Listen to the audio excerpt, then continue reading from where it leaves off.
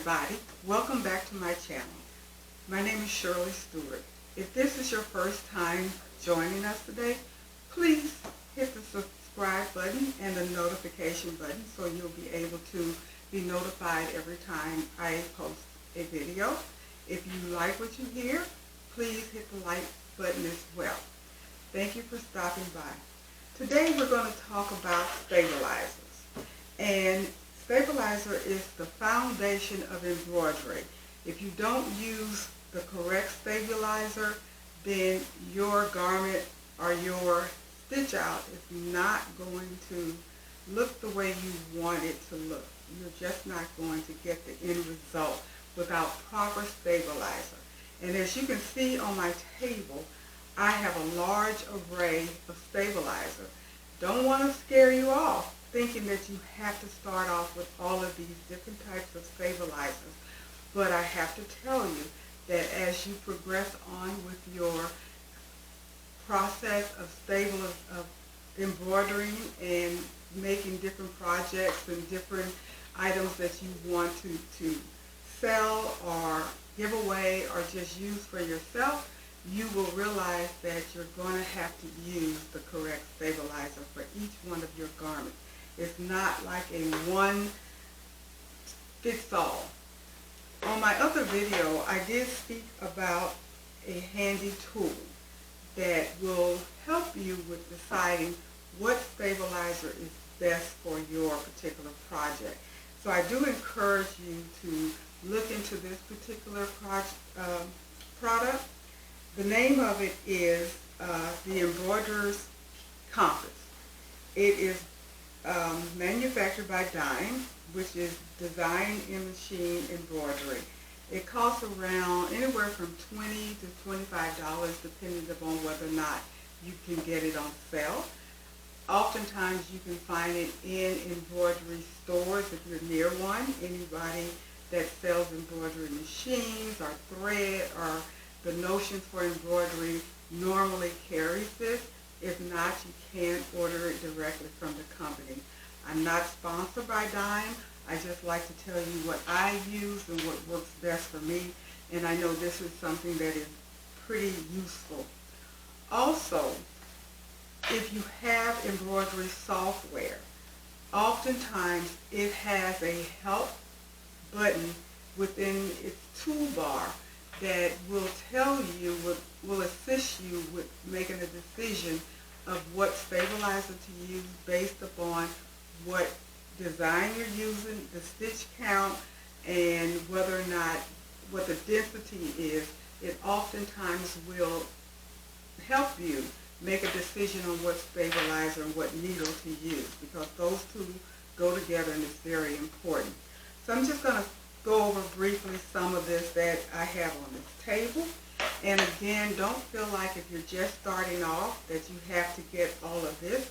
This has been accumulated over time based upon all of the different designs that I have done. So first of all, I'm going to start off with the basic that you have to have. And you really need to have at least 3 to 4 different types of stabilizer to start off.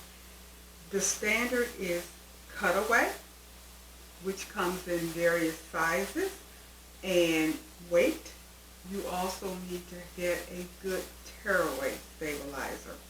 You need to get what we call a wash-away stabilizer, and you may need to get Polymesh, because those are the 4 stabilizers that are normally used on different projects and different garments.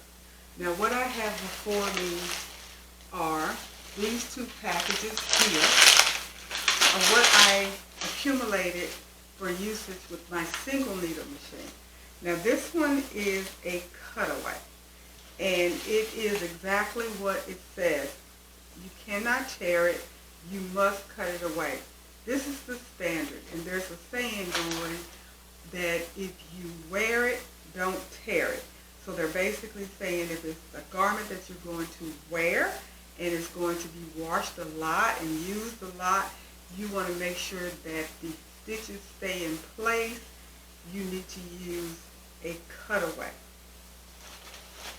And this is a size 10 by 12, and it is pre-cut, which I do love. It does sort of increase your cost a little bit. You know, anytime you get something that is convenience, they're going to tack on that extra charge, but they're not terribly expensive. And with this particular package, you get 100 pieces of the 10 by 12, and you can use it in your 5 by 7 hoop if that's what you have on your machine. The next one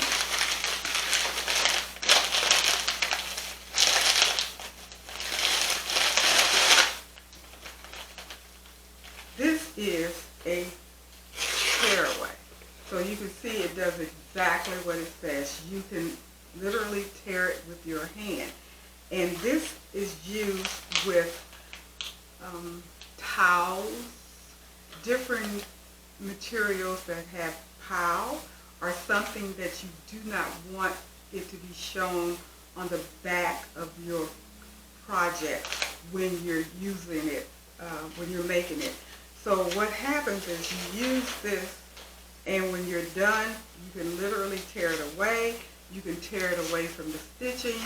Oftentimes people use this with in the hoop design, so you can tear it away and people can't see the actual stabilizer that's there.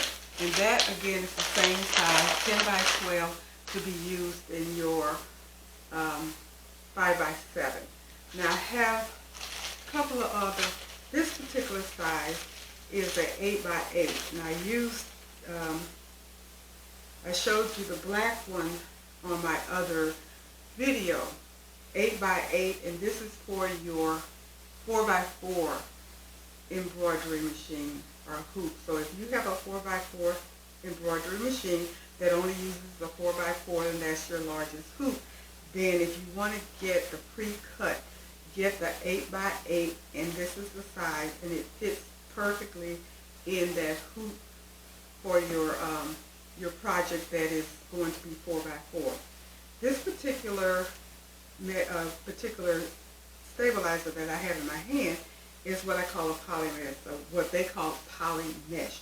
And this is excellent for using on t-shirts and polo shirts, anything that you don't want a big shadow that's going to show through the shirt because of the stabilizer being thick. This works really well.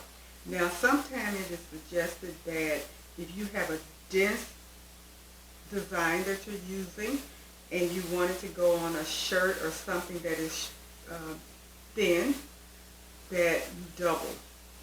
Now there is an expert, Mr. John Deere, that does digitizing. He has numerous videos on YouTube, and I have put a link to his site.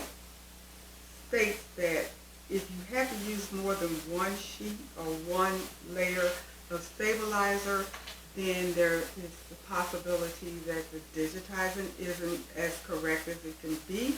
Now, I'm not going to support that because we use a lot of designs from various people. At least I do. And you will find yourself probably doing the same, because a lot of times you will get it from Etsy, and it's just multiple people that does designs. Some of them are really good, and some of them may not be as good as the other one. If you use some of the designs from companies like Embroiderer's Library or Embroidery Library, excellent. Stitchtopia for basically fonts, excellent. Urban Threads, that's kind of the sister of Embroidery Library, excellent. Falcom Designs, excellent. Those are some of the design stores that I have complete confidence in their designs and their digitization, and you can probably get away with not using multiple layers of stabilizers if you are going to use some of those designs. But as time goes on and you learn your ability to hoop correctly and choose the correct fabric for the project, then you'll get more comfortable in knowing what will require extra layers and what will not. So I just want to show you that. So what I have up here, not to scare you, again, like I said, you don't have to have all of this at one time, but what I do want to mention is that when you have a single needle machine, the size of your stabilizer is going to be different than when you have a multi-needle machine because your hoops are larger. And again, that increases your cost because the larger the stabilizer is, the more they're going to charge you for it. Now, I have several stabilizers over here in rows. This again is another Polymesh stabilizer. This is a pilling stick. What is pilling stick? I mentioned this on my other video that can be used a lot of times with items that you're floating.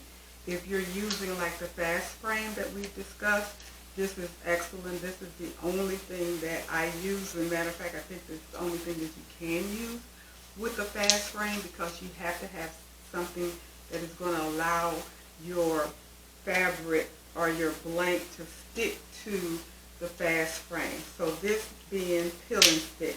And again, like I said, it is exactly what you say. You cut this out to the size that you need to fit your hoop. And again, this is going to be basically for either the fast frame size hoops or a 4x4 because of the diameter, because of the area. As you can see, it is probably about 7 or 8 by probably, I think this is 25 yards total roll that I purchased. And 90% of my stabilizers I have gotten off of Amazon. I have ordered stabilizers from a couple of embroidery sewing machine companies like All Brand, All Stitch, Ganol, Madeira. They sell stabilizers as well. So those are some of the sites that you can get some of your stabilizers from. The other thing that I do want to mention is that when you're making a choice, I know a lot of people will tell you specific brands work better than others.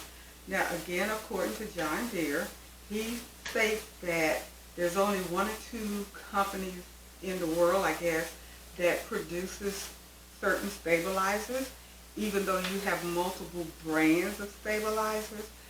So his recommendation is do not pick your stabilizer based upon brand, but do it based upon cost, to be cost effective.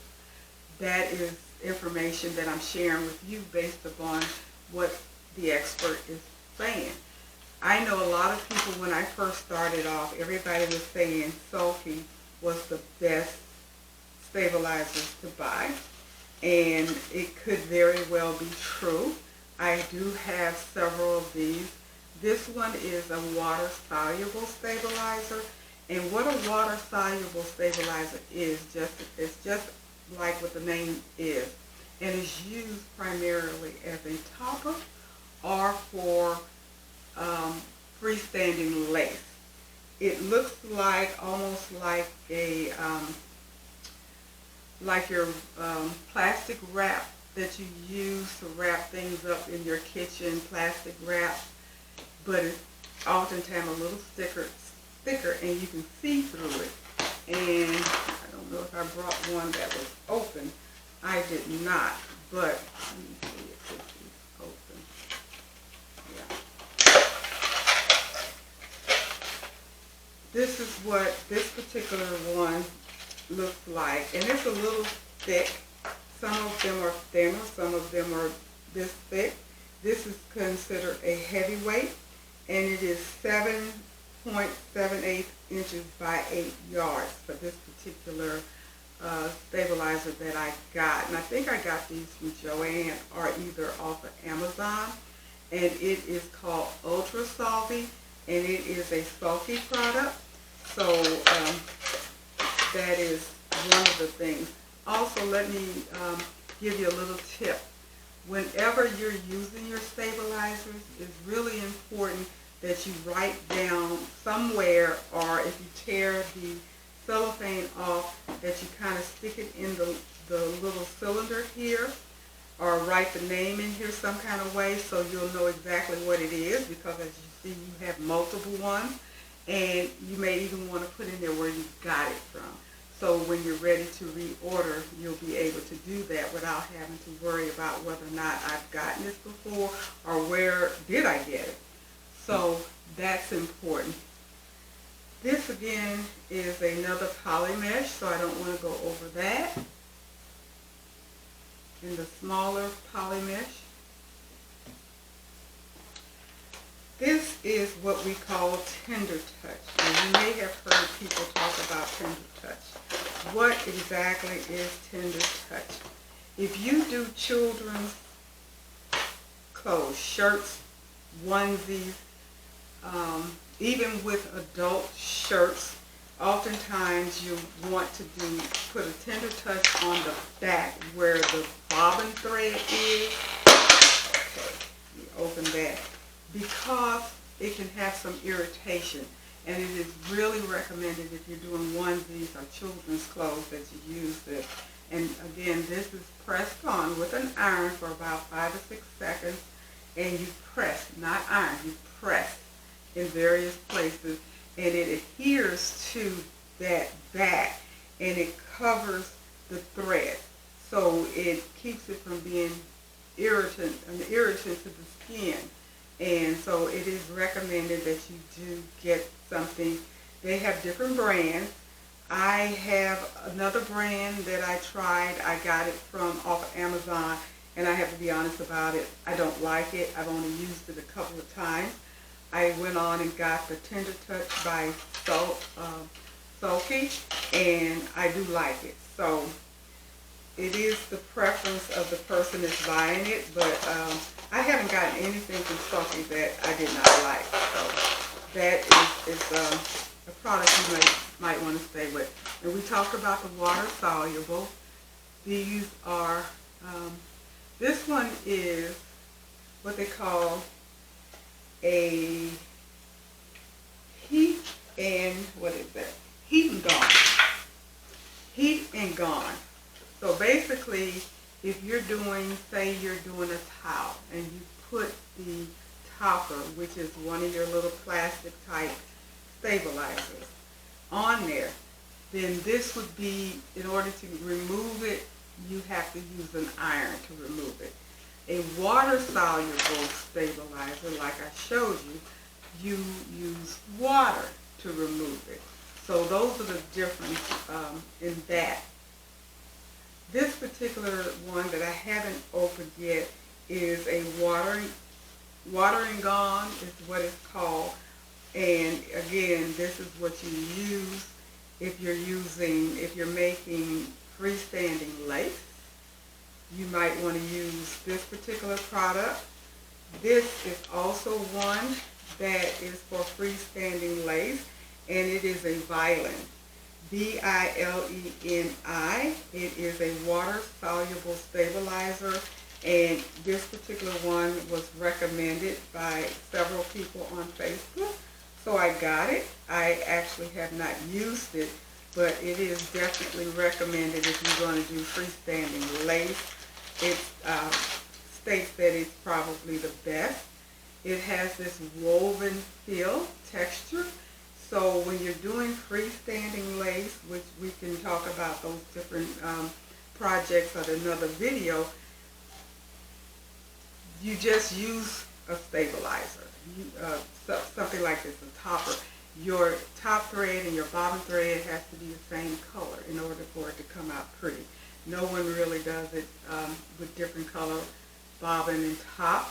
It is very beautiful. And this is what they suggest that you use for that. This particular one is a fusible, no-show mesh polymesh stabilizer. It has been recommended to use this also on t-shirts and sweatshirts and different items such as that, where you actually iron this onto your garment and then you do your stitching.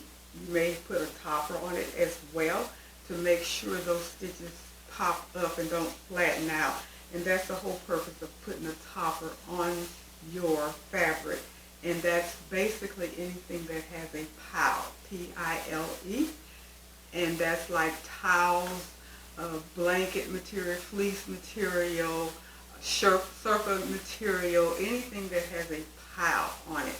Then you have to use, or you should use, a topper, a water-soluble topper, in order to make the stitches stay up once you're done stitching, because they can get hidden in all that pile and you're just kind of wasting your time because your project is not going to come out and look as pretty as you want it to look without putting a topper on there. Now they recommend that you do not hoop it. You're going to hoop your regular stabilizer that you're going to use, depending upon what material it is. You'll do a tearaway or a cutaway. Then you'll put your fabric or your blank on there and you'll go ahead and hoop it. And then when you put it in the machine to stitch, then that's when you put this layer on top of it, your wash away layer on top of it, and just stitch on top of that, and that works really well. So don't fret and worry about putting all of these layers of stabilizers and cloth in your hoop. Wash away always goes on top. So you see all of these. This is a Heaton Bond, and it is in the purple wrapper, because this is what is recommended that you use when you're doing applique. And again, you fuse it onto the fabric. It kind of looks like the peel and stick, but it's not. It has a rough texture on one side and a smooth texture on the other side, and the rough texture goes towards the on top of the product that you're stitching, and then you go ahead and use an iron to press it on there for a certain period of time, depending upon what the fabric is, and then you're able to go ahead and use that particular piece of fabric that you have cut out for your applique. And we'll go over appliques in another video. These big rows of stabilizers are here simply as an example of the difference in size once you get a multi-needle machine. Now I can use these three over here in my multi-needle machine because they're large enough. They're 12 by 10 yards, or at least 12 inches. The three of these are 12 inches wide, and then they're so many yards long.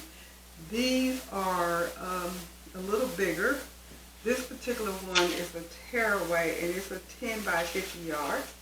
So at least it's 10 inches. It will work in my multi-needle machine because the width of mine is at 8 inches, so that gives me an inch on both sides to hoop. 12 by whatever is really the best to get. I suggest when you're looking at getting stabilizer for a multi-needle machine, depending upon what is your largest hoop size. This one is a Cutaway. This one here, I believe, is also a Cutaway with a different weight. This is a black Polymesh because I do use darker fabrics, darker blanks sometimes, and I prefer to have a darker mesh versus a lighter mesh. And I also found out that the Polymesh normally comes in 3 colors. Well actually I think I have seen the third color in a Joann fabric store, And as you know, most Joann's have a little inside store that sells embroidery machine. Mine has the Husqvarna slash Viking store inside the Joann, and that's where I saw the third color, which is you get white, you can get black, and you can get like a blush or skin tone color. So it gives you a little variety of choosing the right color Polymesh, as well as the fact that it is a Polymesh that you can use on something that's a little sheer or not as thick. And this is, if I'm not mistaken, is a Tearaway. As you can see, I can tear it. So again, you still have to have your main ones, and you're going to have them in the correct size. I just want to go over the list to make sure that I covered everything as far as the different types of stabilizers: Cutaway, Tearaway, Heaton Bond, fusible, Polymesh, a regular Polymesh in 3 different colors, a wash-away stabilizers, your wet and gone, and your heat and gone. Those are the 3 typical categories of stabilizers. And then once you hit all of those categories, you can get the different brands and the different makeups and different weights and all of that, which will depend upon your own preference based upon what it is that you're actually making. So I'm checking my notes to see if I left anything out. Want to talk about the water-soluble stabilizer. It is exactly what you say, like I mentioned, water-soluble. So once you use it to stitch on top of your project, your blank, then you can tear away the excess part, but to get the intricate pieces out of your lettering or whatever it is that you stitch, it's kind of difficult sometimes. It's almost like you want to weed it, like you do with your Cricut material, your HTV vinyls, but you don't. You have to wet it. Now you can use a little spray bottle to wet it that has water and a little pinch of vinegar, which was suggested by Eve Lowry from the Baby Booty. She states that she puts a little bit of vinegar in her little bottle, the little spray bottle, and regular water, and that's what she uses to squirt to get the water soluble to come off, or when you use your marking pen that comes off with water. Those are the 2 things, if I remember correctly, that she uses this for. But anyway, you will need to use water, and so don't use a water-soluble stabilizer on any type of material that's not washable. That's when you would use your Heaton Bond, your heat and gone stabilizer. So you would use an iron to get it off. So just know your fabric. One other stabilizer I want to mention, if you're doing hats or caps. Now you don't have to get this, but I did. And I got this from, I believe, All Stitch. And it is Cutaway embroidery backing for the caps. And it fits perfectly. So it's like a mesh, but you cut it out. And this is what I use when I'm doing my caps, and it works really well. I love it. Now, I just want to wrap up by saying that 99% of every project that you embroider will need stabilizers. There's very few situations where you don't need to put a stabilizer down prior to doing your stitching. If you want your project to come out beautiful, if you want those stitches to stand up looking great, if you want them to last for a long time, if you don't want to have issues when you're stitching where you lose what they call registration, where your thread from the actual design and it looks all wonky and you know it's something wrong, or if you start having needle breaks and bobbin issues and what we call bird nest, which I'll go over in another video, then you have to make sure that you're using the correct stabilizers, because that's one thing that can throw it off. Your stabilizer, your needle, and your thread, and the way your machine is threaded are some of the top reasons people have difficulties with the turnout of their project. How it looks, how it stitches, and how difficult it is. Hooping, stabilizer, needle, and what's the other one that I said? The correct, can't think of it. I just said it. I just lost my mind. But anyway, those are the things that are very important that you have to keep in mind when you're setting up a project and you have to use an array of stabilizers. So, hopefully this has been helpful to you, and I will continue to give you more information about how all of this works together to do a project. And so I will see you on the next video. Please don't forget to subscribe. Hit the bell so you can get notification. Hit the like button and come back often to see what else that we're talking about. Thank you for stopping by. Please tell your friends, and I will see you on the next video. Have a great day.